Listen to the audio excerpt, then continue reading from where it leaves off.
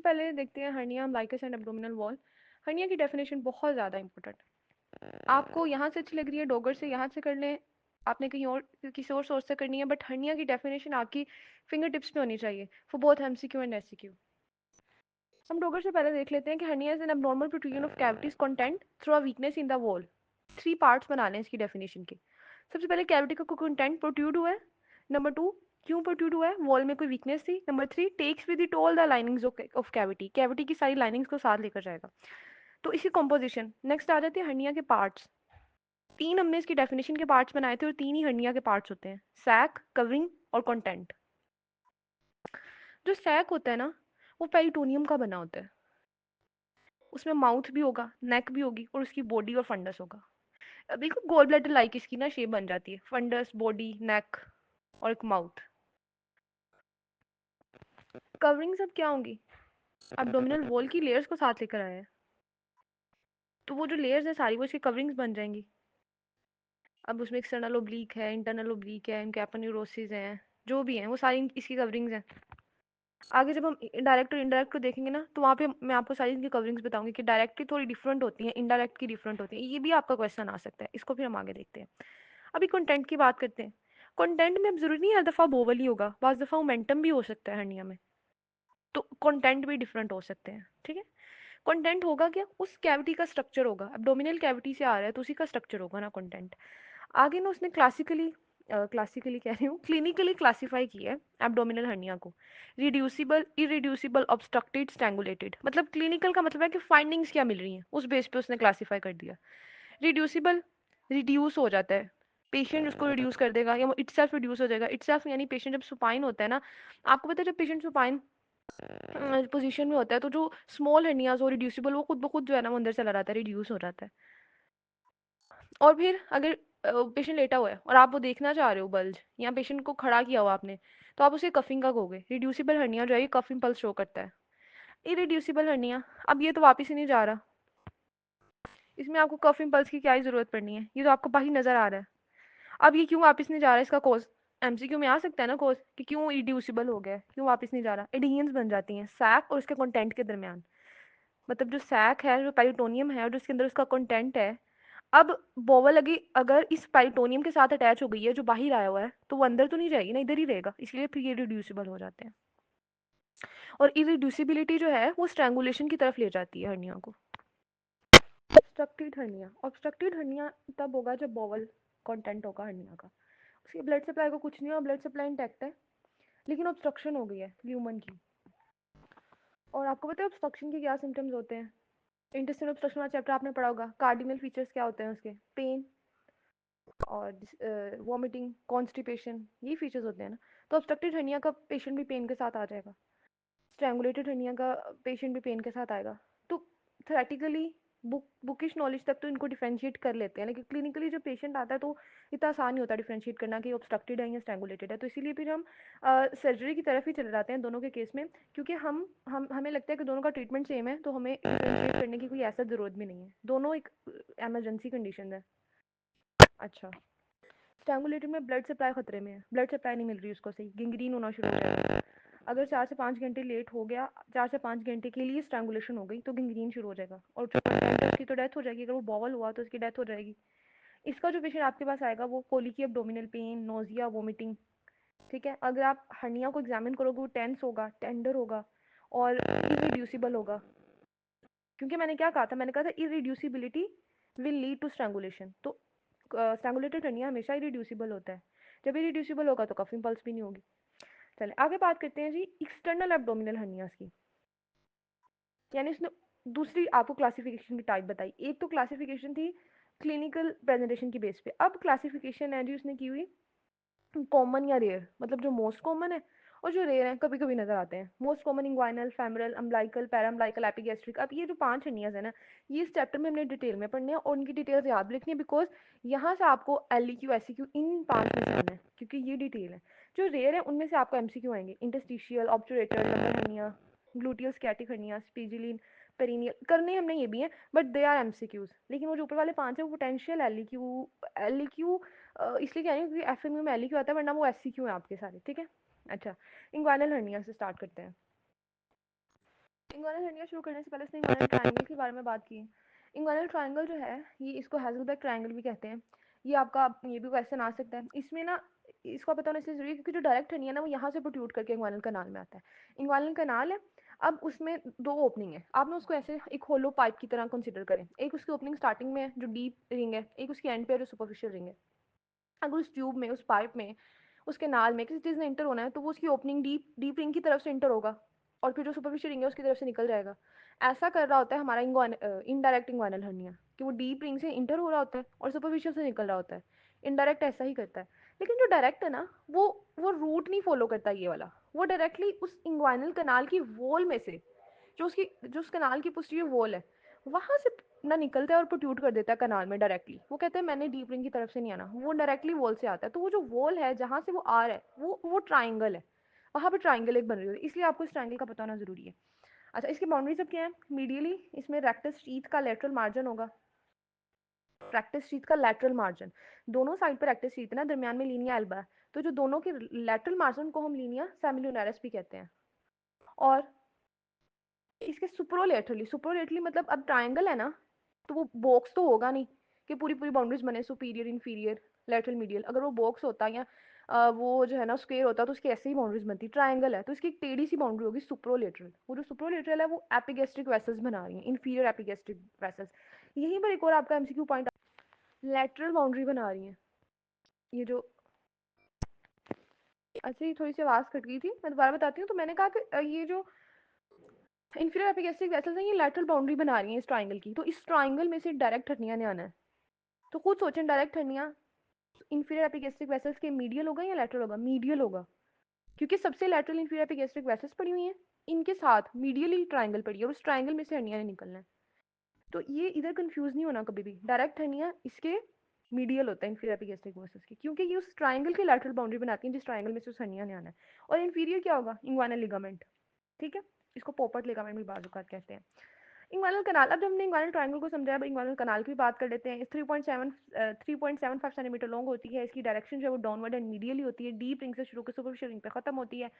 अच्छा, इन्फेंट्स में ये जो है ना ये ऑलमोस्ट सुपर इम्पोज हुए होते हैं, मतलब इनमें से ऐसा कुछ पास नहीं कर रहा होता। लेकिन जो इन्फेंट हैं फिर वो बड़े होंगे, टेस्टिस उनकी डिसेंट होंगी। तो मेल के केस में फिर ये क्या होगा कि इंग्वानल कनाल जो है उसमें से spermatic cord, ilioinguinal nerve, genital branch of genitofemoral nerve ये पास करती है। अब ये जो इंग्वानल कनाल के कंटेंट है ये एससीक्यू एमसीक्यू आ सकता है, मतलब वन लाइनर क्वेश्चन आ सकता है। तो स्पर्मेटिक कोड, इलियोइंग्वाइनल नर्व और genital branch of genitofemoral nerve ये पास करेगी उस कनाल में से।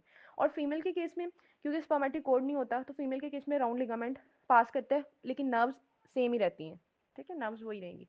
अच्छा, अब बात कर लेते हैं दोनों रिंग्स की, superficial ring, deep ring. Superficial ring में एक ट्रायंगुलर सी ओपनिंग है, डीप रिंग एक ओवल शेप ओपनिंग है। सुपरफिशियल जो है वो एपोन्यूरोसिस में बनती है एक्सटर्नल ओब्लिक मसल के, जो डीप है वो फेशियल ट्रांसवर्स सैलस में बनती है। सुपरफिशियल जो है वो प्यूबिक टबर्कल के अबव एंड मीडियल होती है, और जो डीप है वो इंग्वाइनल लिगामेंट के 1.25 सेंटीमीटर अबव होती है। सुपरफिशियल का रिलेशन प्यूबिक टबर्कल के साथ याद रखना है और डीप का इंग्वाइनल लिगामेंट के साथ। और जो डीप होती है वो प्यूबिक सिम्फसिस, ठीक है, और एंटीरियर सुपीरियर इलियक स्पाइन, इन दोनों के दरमियान एक जो लाइन बन रही है ना प्यूबिक सिम्फसिस से लेकर एंटीरियर सुपीरियर इलियक स्पाइन तक के, इसके मिडवे में, बिल्कुल मिड में पड़ी होती है। अच्छा, अब मैं ना आपको अगर बताऊं तो ये मिड इंग्वाइनल पॉइंट पे आपको मिलेगी। अब यहाँ पे आपने कंफ्यूज नहीं करना मिड इंग्वाइनल पॉइंट को और mid point of inguinal ligament को। थोड़ा सा मैं इनको भी ना डिस्क्राइब कर देती हूँ। जो मिड इंग्वाइनल पॉइंट है ना, जहाँ पे मैंने आपको कहा कि आपको ये आपकी डीप रिंग मिलेगी, ये असल में एक हम लाइन थ्योरेटिकल हम सोचते हैं कि प्यूबिक सिम्फसिस से लेकर एंटीरियर सुपीरियर इलियक स्पाइन तक एक लाइन है, उसके बिल्कुल मिड में ये ओपनिंग पड़ी है, उसको हम मिड इंग्वाइनल पॉइंट का नाम देते हैं। लेकिन जो mid point of inguinal ligament है वो ऑब्वियसली इंग्वाइनल लिगामेंट का मिड पॉइंट है, और इंग्वाइनल लिगामेंट शुरू तो इंटीरियर सुपीरियर इलियक स्पाइन से ही होता है, लेकिन प्यूबिक टबर्कल तक जाता है। वो प्यूबिक सिम्फसिस नहीं आता उसमें, उसमें प्यूबिक टबर्कल आता है। तो उस लिगामेंट का जो मिड पार्ट है, मिड पॉइंट है, तो वो हम कहते हैं जी mid point of inguinal ligament. तो ये जो ओपनिंग है, अब आपको एमसीक्यू आ जाए वो कहेंगे डीप रिंग की ओपनिंग साथ नीचे 4 ऑप्शन नहीं हो, तो आपने mid point of inguinal ligament को चूज नहीं करना, आपने चूज करना है मिड इंग्वाइनल पॉइंट को। अब मिड इंग्वाइनल पॉइंट के between pubic symphysis and anterior superior iliac spine. ठीक है, ये चीज भी याद रखनी है। फिर उसने इंग्वाइनल कनाल की बाउंड्रीज बताई हुई हैं। Anterior boundary external oblique aponeurosis बना रहा होता है, मेनली यही बना रहा होता है, लेकिन लेटरल पे आकर थोड़ा सा पोर्शन कंजॉइंट टेंडन का भी होता है इसमें। पोस्टीरियर बाउंड्री फेशिया ट्रांसवर्सालिस और conjoint tendon. Superior boundary conjoint muscle, inferior boundary inguinal ligament. तो जो कंजॉइंट है ना वो थोड़ा कर्व कर रहा है इसके ऊपर, इंग्वाइनल कनाल के ऊपर। देखो वो इंटीरियर बाउंड्री भी बना रहा है, फिर सुपीरियरली भी जा रहा है, फिर पोस्टीरियरली भी जा रहा है, तो वो कर्व सा कर रहा होता है। इसको आप एज इट इज याद कर लो, बाउंड्रीज पूछ सकते हैं वो। फिर नेक्स्ट आ जाते हैं स्पर्मेटिक कोड के कंटेंट। स्पर्मेटिक कोड के कंटेंट उसने कहा आप निमोनिक की बना लो, 3 arteries, 3 nerves, 3 other structures. 3 arteries testicles हैं तो testicular artery, cremasteric artery and artery to vas deference.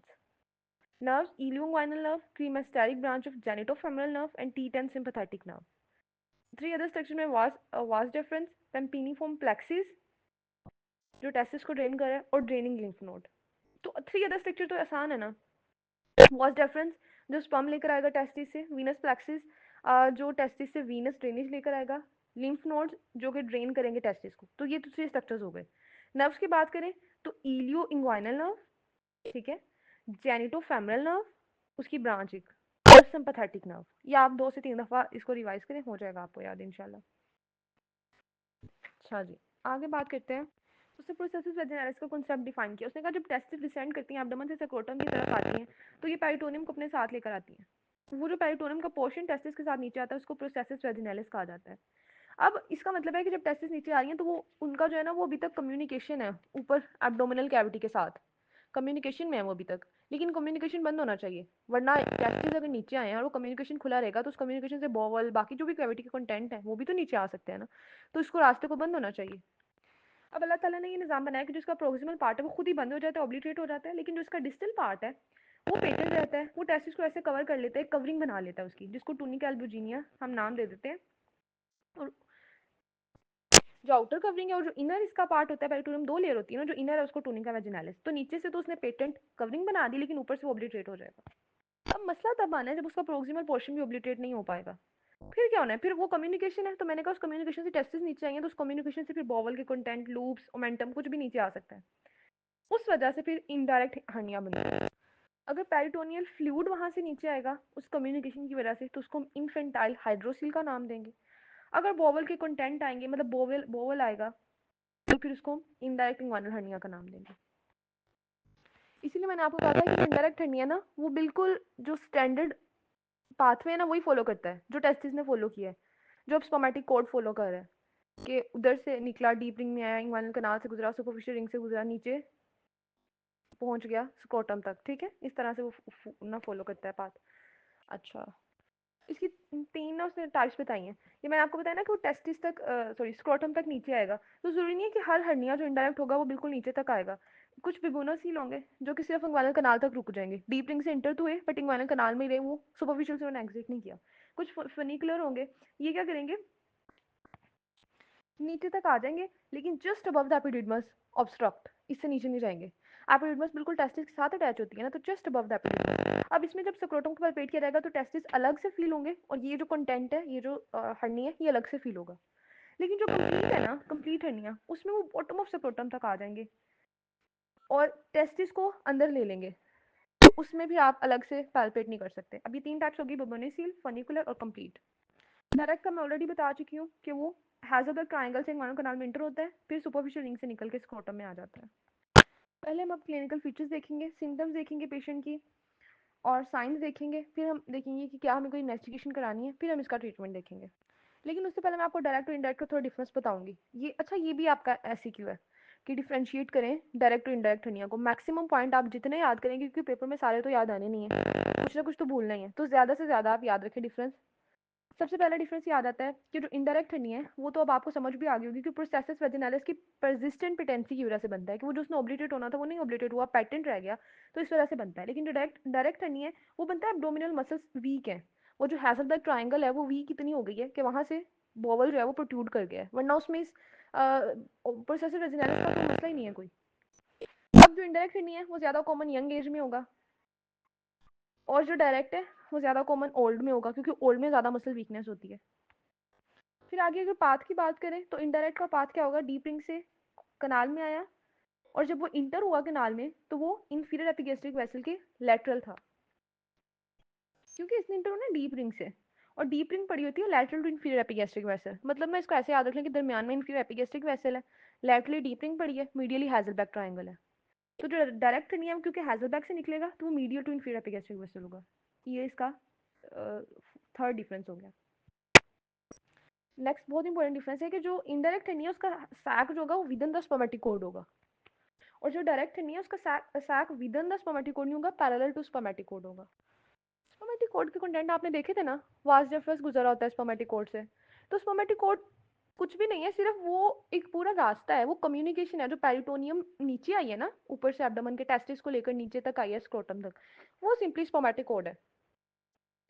अब अगर यही सेम रास्ता कोई भी और चीज़ फॉलो करेगी तो वो भी स्पर्मेटिक कोड के अंदर ही आ जाएगी ना। टेस्टिस ने अगर ये रास्ता फॉलो किया है, वास डेफरस ने ये रास्ता फॉलो किया है, तो वो स्पर्मेटिक कोड के अंदर है। वास डेफरस जो है स्पर्मेटिक कोड का कंटेंट है। तो अगर कोई भी और चीज़ एब्डोमिनल कैविटी की कोई भी और कंटेंट यही पाथ फॉलो करेगा तो वो भी within the spermatic cord ही जाएगा ना। तो इस तरह से याद रखें कि जो इनडायरेक्ट हर्निया है वो within the spermatic cord होगा, लेकिन जो डायरेक्ट हर्निया है क्योंकि वो ये पाथ फॉलो नहीं कर रहा, वो नहीं डीप रिंग से इंटर हो रहा, तो वो सीधा इंग्वानल कनाल में आ रहा है पोस्टीरियर वॉल से, तो वो parallel to the spermatic cord run करेगा, लेकिन within the spermatic cord नहीं। फिर मैंने आपको कहा था मैं आपको कवरिंग्स बताऊंगी इनडायरेक्ट और डायरेक्ट की। तो पहले डायरेक्ट की बात करते हैं। डायरेक्ट की कवरिंग्स पेरिटोनियम सबसे अंदर कंटेंट के बिल्कुल साथ पेरिटोनियम लगी हुई है, फिर एक्स्ट्रा पेरिटोनियल टिश्यू, फिर fascia transversalis, conjoint tendon, external oblique aponeurosis, superficial fascia जो स्किन के बिल्कुल अंडर होता है, स्कारपा कैंपर फेशिया, सुपरफिशियल फेशिया और स्किन। ये डायरेक्ट की कवरिंग्स है। अब मैं आपको इनडायरेक्ट की बताती हूँ, फिर हम दोनों को कंपेयर करेंगे। इनडायरेक्ट की कवरिंग में क्या चीज़ आ जाती है, सबसे पहले पेरिटोनियम, फिर एक्स्ट्रा पेरिटोनियल टिश्यू, फिर इंटरनल स्पर्मेटिक फेशिया, क्रीमस्टैरिक फेशिया, फिर एक्सटर्नल स्पर्मेटिक फेशिया, फिर आ जाता है जी सुपरफिशियल फेशिया, फिर स्किन। ये जो मैंने आपको कवरिंग बताई है ना इनडायरेक्ट की, जरा गौर करें, यही सेम कवरिंग नहीं हम पढ़ते टेस्टिस के केस में भी, पास डिफरेंस के केस में भी, इंटरनल स्पर्मेटिक फेशिया, क्रीमस्टैरिक फेशिया, क्योंकि ये बिल्कुल वही वाली कवरिंग्स ले रहा है। लेकिन जो डायरेक्ट हर्निया है उसका डिफरेंस ये आ रहा है, उसको कॉन्जॉइंट टेंडन सराउंड कर लेता है। कॉन्जॉइंट टेंडन किससे बनता है, इंटरनल ओब्लिक और ट्रांसवर्स एब्डोमिनस से बनता है ना। तो जो एक्सटर्नल जो डायरेक्ट हर्निया है उसमें ये दोनों मिलके कॉन्जॉइंट टेंडन बना देते हैं, लेकिन जो इनडायरेक्ट हर्निया है उसमें ये फेशिया की फॉर्म में, लाइक जो इंटरनल ओब्लिक है वो क्रीमस्टैरिक फेशिया की फॉर्म में, और जो ट्रांसवर्स एब्डोमिनस है वो इंटरनल स्पर्मेटिक फेशिया की फॉर्म में आपको मिलेगा कवरिंग्स में। ठीक है, तो ये कवरिंग्स भी इंपॉर्टेंट है। ये डिफरेंस अगर ना भी सारे आए तो कवरिंग सिर्फ आ जाती है कि हमें कवरिंग्स बताएं डायरेक्ट और डायरेक्ट हर्निया की, तो ये आपने एज इट इज याद रखनी है। आगे वो आपसे पूछ सकते हैं कि डिफेंस मैकेनिज्म क्या है। डिफेंस मैकेनिज्म क्या मतलब इंग्वानल कनाल तो सब में है, हर मेल को हर्निया क्यों नहीं हो जाता। कोई तो ऐसे डिफेंस मैकेनिज्म अल्लाह ताला ने बनाए हुए हैं ना कि जो जब खराब होते हैं तब हर्निया होता है। पहली आ जाती है जी ओब्लिक्विटी ऑफ इंग्वानल। इंग्वानल का ओब्लिक है, हमने कहा था डाउनवर्ड एंड मीडियली रन कर रही है, ये नहीं है कि बिल्कुल सीधी पड़ी, फिर तो हर चीज़ गुजर जाएगी आराम से, हर्निया बनता रहेगा। ओब्लिक होती है ये। आर्च्ड कॉन्जॉइंट टेंडन, अब आपको समझ है कॉन्जॉइंट टेंडन अल्लाह ताला ने आर्च क्यों बनाई हुई है। जब इंग्वानल कनाल की मैंने बाउंड्रीज बताई, मैंने कहा इसको ऐसे याद रखें, कॉन्जॉइंट टेंडन जो है ना वो एंटीरियरली भी है, वो सुपीरियरली भी है, और वो पोस्टीरियरली भी गया है, तो आर्च उसने बनाई हुई है। ये डिफेंस मैकेनिज्म है हर्निया से बचाने के लिए। शटर मैकेनिज्म इंटरनल ओब्लिक का, क्रीमेस्टैटिक मसल की कॉन्ट्रैक्शन की वजह से बॉल वॉल्व मैकेनिज्म। मैं इनको एक्सप्लेन इसलिए नहीं करी क्योंकि ये सारी चीज़ आपने नोट में पढ़ी हुई है, अगर किसी को नहीं आता वो फिर चैट जीपीटी या गूगल कर ले, ठीक है, क्योंकि वॉइस नोट ऑलरेडी लंबा हो जाना है, हर्निया का चैप्टर बहुत लंबा है, तो फिर एक ही चीज़ नहीं मैं बता सकी। और स्लिट वॉल्व मैकेनिज्म, ये सारे डिफेंस मैकेनिज्म है, slit valve, ball valve, shutter mechanism और arch conjoint tendon obliquity of spinal canal, ठीक है, इनकी वजह से फिर हर्निया नहीं होता। अब हम देखेंगे जी फीचर्स। अब फीचर्स क्या ही होंगे हर्निया के, एक स्वेलिंग इंग्वानल रीजन में बन रही है। अब वो जो स्वेलिंग है वो इनकम्प्लीट भी हो सकती है, कंप्लीट भी हो सकती है। पेशेंट को तो ये बातें नहीं पता, आप स्वेलिंग को देखोगे आप अंदाजा लगाओगे। इनकम्प्लीट वो फिर होगी कि वो जो है स्क्रोटम तक नहीं गई हुई, ऊपर ही कहीं रुक गई है इंग्वानल कनाल तक की। कंप्लीट वो फिर होगी कि वो नीचे स्क्रोटम तक आ गई है। पेशेंट को आप कफ करने का कोई कफ पे क्योंकि इंट्राअब्डोमिनल प्रेशर बढ़ता है तो उसके कंटेंट बाहर आएंगे जहाँ पे भी उन्हें जगह मिलेगी, रास्ता मिलेगा, तो तब ये कफ इंपल्स शो करेगा हर्निया, रिड्यूसिबल हर्निया। फिर आपने दोनों साइड्स को कंपेयर करना है, ये चीज़ नहीं भूलना। बायलेटरल हर्निया भी हो सकते हैं लेकिन आपने दोनों साइड्स को कंपेयर करना है। अब इंग्वानल रीजन में एक स्वेलिंग है, एक मैस है, तो आपने फार्मल हर्निया से भी तो उसको डिफरेंशिएट करना है। फार्मल हर्निया भी तो इसी एरिया में बन रहा होता है। तो उसने कहा कि जो इंग्वानल हर्निया है वो above and medial to pubic tubercle होता है, और जो फैमल हर्निया है वो below and lateral to tubercle होता है। अब ये बात उसको याद रहेगी जिसको मैं पहले जो मैंने बातें बताई हैं वो याद है। मैंने क्या कहा था, जो सुपरफिशियल रिंग है वो मीडियल टू प्यूबिक टबर्कल होती है। अगर नहीं याद तो आप अभी जाके इसको रिवाइज करें। जो सुपरफिशियल रिंग होती है ना वो मीडियल टू प्यूबिक टबर्कल पड़ी होती है, अबव एंड मीडियल 1.25 सेंटीमीटर। तो जब रिंग ही मीडियल पड़ी है, वो वाली ओपनिंग जिससे हर्निया निकल के बाहर आना है, वो ही प्यूबिक टबर्कल का मीडियल पड़ी हुई है। तो हर्निया भी मीडियल ही होगा ना प्यूबिक टबर्कल के, इंग्वाइनल हर्निया। लेकिन फैमरल हर्निया जो है वो प्यूबिक टबर्कल के लैटरल होता है, ठीक, बिलो एंड लैटरल। पैल्पेट करोगे आप, मतलब इंस्पेक्शन करोगे कफ इम्पल्स के लिए, फिर पैल्पेट करोगे, ये सारा आप ओसपी जो भी स्टेशन है उसका डोगर की बुक वहाँ से आप सबने किया ही होगा ना। फिर ऑस्कल्टेट करोगे, आपको बोवल की जो है ना वो साउंड सुन सकती हैं। फिर आप कहोगे कि ठीक है हमें इंग्वाइनल और फैमरल में डिफरेंशिएट करना तो आ गया, हमें डायरेक्ट और इनडायरेक्ट इंग्वाइनल हर्निया में हम एग्जामिनेशन की बेस पे कैसे डिफरेंशिएट करेंगे। आप ना रिंग ग्लूजन टेस्ट करते हो। अब ये चीज़ होती है कि जो इनडायरेक्ट हनी है वो डीप रिंग से एंटर हुआ था, जो डायरेक्ट हनी है वो डीप रिंग की तरफ तो गया नहीं था, वो डायरेक्टली पोस्टीरियर वॉल से आया था। तो अगर पेशेंट की आप डीप रिंग को ओक्लूड कर दोगे, अब आपको डीप रिंग को ओक्लूड तभी करोगे ना अगर आपको डीप रिंग की पोजीशन पता होगी। तो आप थंब की मदद से उसको एक्सक्लूड करोगे, और मैंने आपको बताया हुआ है कि डीप रिंग की पोजीशन क्या है, मिड इंग्वाइनल पॉइंट, ठीक है। तो आप पेशेंट को कहोगे कि अच्छा अपना हर्निया रिड्यूस करे, वो अपना हर्निया रिड्यूस करेगा, ये रिड्यूसिबल हर्निया में ही हो सकता है ना। पेशेंट को सुपाइल डालोगे, हर्निया रिड्यूस्ड है, अब अपना थंब रख दोगे डीप रिंग पे और पेशेंट को अब कफ करने का कहोगे। अगर तो वो इनडायरेक्ट हर्निया हुआ तो आपने उसका रास्ता बंद किया हुआ है थंब की वजह से, अब वो नहीं जाहिर होगा, नहीं निकलेगा, नहीं आपको नजर आएगा।